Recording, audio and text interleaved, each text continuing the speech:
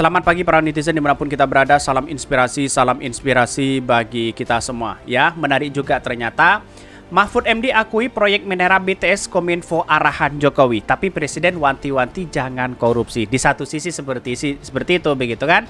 Ini kan pengakuan dari si Johnny G. Plate begitu kan, akan menyeret nama Jokowi. Itu arahan Pak Jokowi, tapi belum pasti apakah ini ya arahan-arahan Pak Jokowi selama ini rentan terkait dengan korupsi atau apa begitu kan.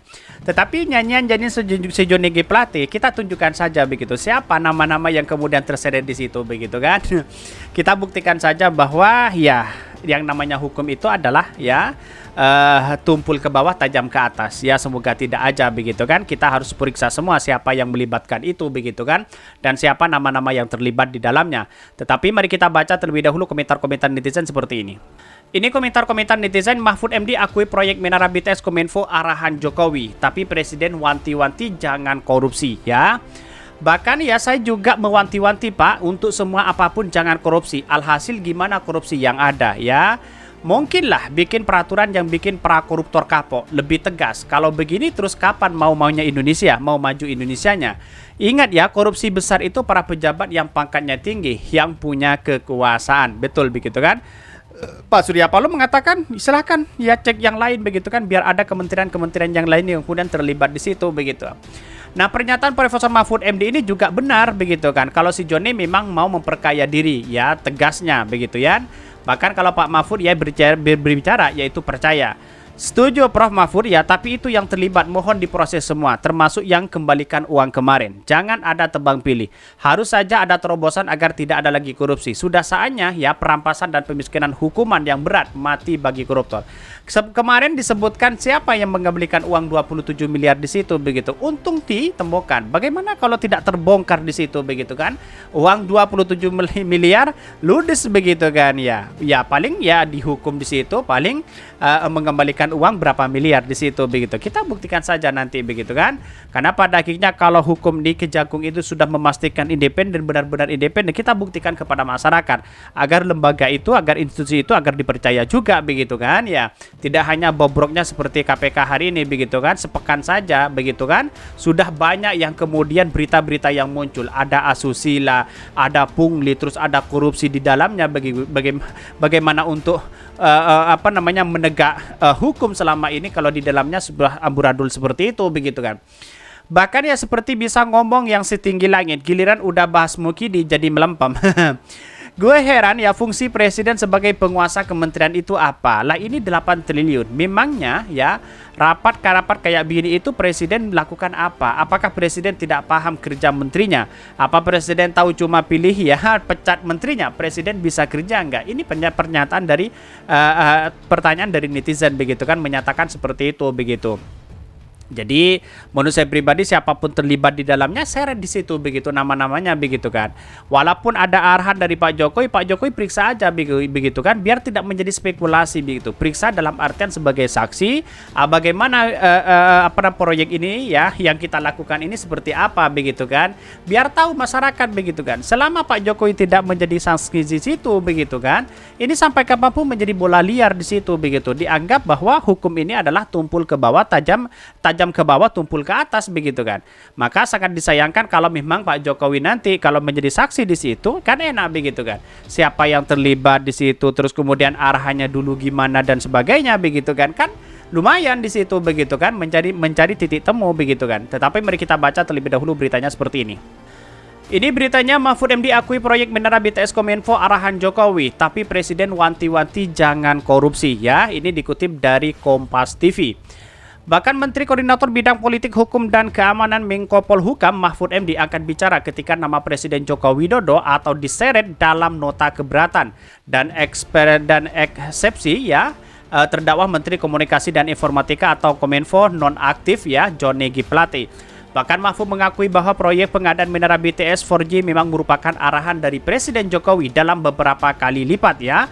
Ini kan sudah arahan Pak Jokowi begini begitu kan ya. Ini seharusnya Kejagung periksa semua begitu kan. Tidak hanya si Johnny G. Plate, orang-orang yang terlibat di situ, orang-orang yang kemudian dipanggil, yang disebut namanya di situ biar jadi saksi begitu kan.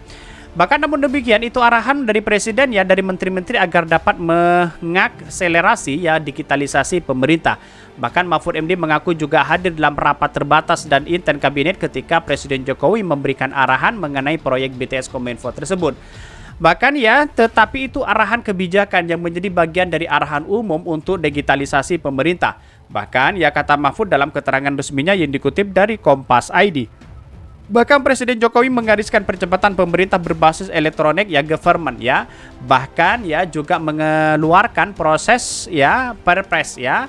Perpres SBE atau sistem pemerintahan berbasis elektronik, yakni Perpres 132 tahun 2022. Menurut Mahfud, arahan Presiden Jokowi ya, Johnny G. Plate juga disampaikan pada semua menteri sesuai bidangnya masing-masing. Tapi apa alhasil? Arahan-arahan Pak Jokowi di situ membuahkan hasil, yaitu adalah korupsi begitu kan. Jadi inilah kesempatan bagi menteri-menterinya begitu. Kalau tidak tegas begitu, arahan itu tidak tegas, maka akan menjadi dampak negatif begitu kan ya. Bahkan Presiden Jokowi diakui Mahfud MD menginginkan ya layanan pemerintah berbasis elektronik menjadi prioritas semua institusi pemerintah. Bahkan namun demikian, lanjut Mahfud, Presiden Jokowi mewanti-wanti para menterinya agar jangan melakukan perbuatan korupsi dalam penggunaan anggaran. Saya setuju dengan pendapat itu begitu kan.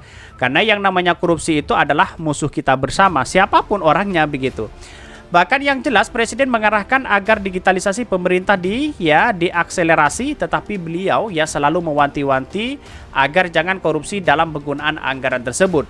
Bahkan sebelumnya Johnny G. Plate mengatakan bahwa penyediaan Menara Bis Transportation BTS 4G ya 2001-2022 merupakan arahan dari Presiden Joko Widodo atau Jokowi. Ya kita buktikan saja begitu siapa di dalamnya, siapa yang terlibat begitu kan ya, nyanyian-nyanyian si Johnny G. Plate begitu. Bahkan seluruh masyarakat untuk pembangunan BTS 4G juga telah tercantum dalam rencana kerja anggaran Kominfo, telah ditinjau oleh Direktorat Jenderal Anggaran Kementerian ya, Jenderal Anggaran Kementerian Keuangan. Bahkan kuasa hukum Johnny G. Plate Ahmad Kholidin yang membantah bahwa dakwaan jaksa penuntut umum yang menarasikan seolah-olah Johnny ya bersama dengan terdakwa telah melaksanakan proyek pengadaan Menara BTS 4G hanya dengan tujuan merampok uang negara. Itu tidak baik juga begitu. Narasi-narasi dipakai seperti itu begitu kan ya. Pada akhirnya sudah dibantah begitu. Padahal faktanya program pembangunan BTS 4G 2001-2022 adalah penjabaran atau pelaksanaan arahan Presiden Joko Widodo yang disampaikan dalam berbagai rapat berbasis kabinet dan inten kabinet. Kata Ahmad dalam sidang perkara dugaan korupsi pengadaan Menara BTS 4G di Pengadilan Tindak Pidana Korupsi Jakarta. Bahkan Ahmad menjelaskan pada rapat berbasis tanggal 12 Mei 2020 terdapat arahan dari Presiden untuk mempercepat transportasi ya digital bagi pelaku usaha mikro, kecil dan menengah. Bahkan pada 4 Juni 2020 Presiden kembali memberikan arahan kepada Johnny G. Plate untuk menyampaikan ya daftar kebutuhan investasi infrastruktur telekomunikasi yang berisi kekurangan infrastruktur dan anggaran yang dibutuhkan. Percepatan transportasi digital dilakukan dalam rangka digitalisasi nasional. Bahkan dari sejumlah rapat selanjutnya, kata Ahmad, dapat dilihat bahwa peningkatan target pengadaan dan pembangunan BTS 4G tahun 2001-2022 menjadi 7.904 BTS bukanlah inisiatif atau keinginan Johnny. Bahkan seluruh persyaratan untuk kegiatan pengadaan atau pembangunan BTS 4G telah terpenuhi dan telah tercantum dalam kerja anggaran ya Kominfo telah direview oleh Direktorat Jenderal Anggaran Kementerian Keuangan. Katanya ini kita lihat saja bahwa persoalan-persoalan seperti ini menjadi dampak luar biasa begitu. Nama Pak Jokowi diseret di situ harus memberikan klarifikasi bagaimana begitu kan yang sebenarnya terjadi, biar tidak menjadi ya spekulasi di masyarakat di sini hari ini begitu kan. Karena pada akhirnya si Johnny G. Plate dengan nyanyian-nyanyian mereka begitu kan, terus bernyanyi begitu kan, siapa yang terlibat di dalamnya begitu.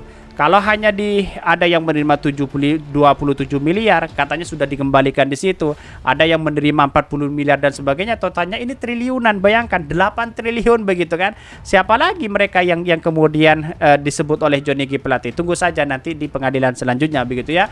Mungkin itu yang kami sampaikan. Tonton terus channel Hodari Podcast Rakyat ini karena ada berita-berita menarik dan viral setiap harinya. Salam para netizen, salam inspirasi bagi kita semua. Jangan lupa di subscribe channel YouTube Hodari Podcast Rakyat ini.